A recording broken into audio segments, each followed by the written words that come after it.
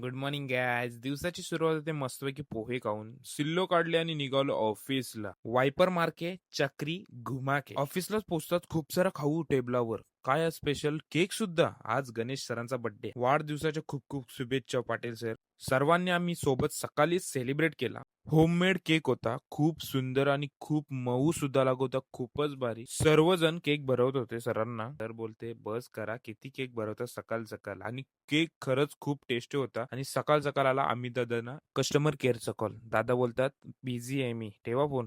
नंतर आलो बँकेत, थोडा काम होता आपल्याला. मग पोचलो घरी, खिचडी आणि चटणी. मी एक रील बघितली, त्याच्यात बघितला प्रँक. चला कुशलवर ट्राय करू. कुशलचा फोटो काढला आणि त्याच्यात दाखवला फाटलाय म्हणून. तर त्याला वाटला खरंच तसं चेक करत होता. नंतर समजला प्रँक आहे, तर लागला हसायला. आणि ही रील कोणी कोणी बघितली नक्की सांगा.